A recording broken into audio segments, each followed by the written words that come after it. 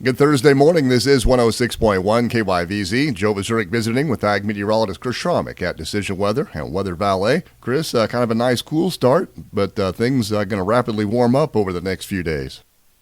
Yeah, Joe, we're going to probably see a few days here, like you said, with warmer temperatures, maybe some drier conditions.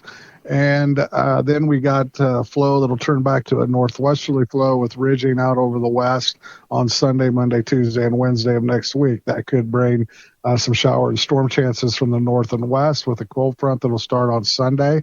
That looks like that's our most likely chance for some wider spread precipitation. And then each of those evenings, Monday, Tuesday, and Wednesday, we could see MCSs form up there around Sydney, Nebraska, up in the Panhandle, and then do a dive to the south and east. It could clip the area during the evening and overnight hours. So that is a different pattern change than what we've been seeing, where it's been more zonal and southwesterly with troughs and cutoff lows to the west that would be sending disturbances more directly over the Rockies. These would be coming from the north and west.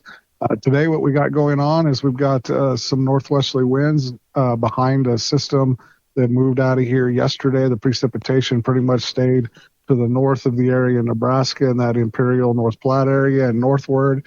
And then we saw some precipitation here in Kansas east of the line from Colby to Oberlin, picked up anywhere from a tenth to a quarter to a half inch of moisture.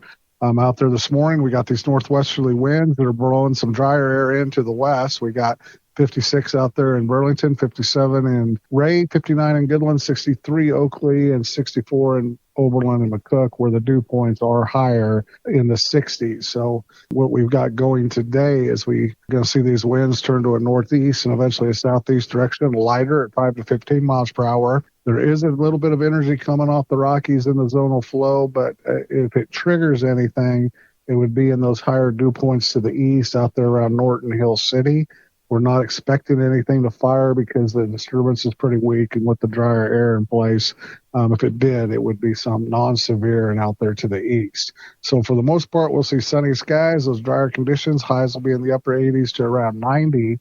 And then when we go into tomorrow, there's a little bit better chances for some precipitation in the form of some showers and storms, particularly out there on the Three Corners area. We could see trailing cool front move through, disturbance coming off the Rockies with a little bit of a low pressure that's up in Wyoming and southwestern Nebraska. That would trail that dry line front through during the afternoon, evening, and could trigger an isolated severe storm out there to the north and west. Temperature-wise, it's going to heat up. We'll be on the south side of that cool front to the north. Those southerly winds will pick up at 20 to 25 miles per hour, be a little bit breezy, and we'll see the temperatures climb up there into those middle 90s. Then when we move to Saturday, we got even drier air kind of moving in. Those south winds will continue to increase, be a bit breezy. We'll go a high of 98. If we do break the cap and see an isolated thunderstorm pop, again, we don't think it would be severe and something to be really hit and miss.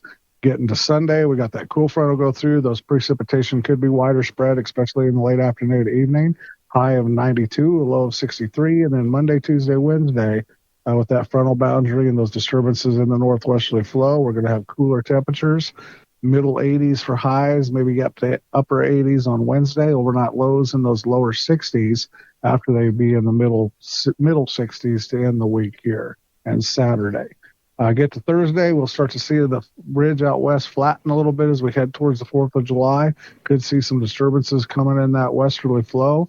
We'll keep the chances in the showers and the thunderstorms in the forecast through the 4th and warming back into the lower 90s.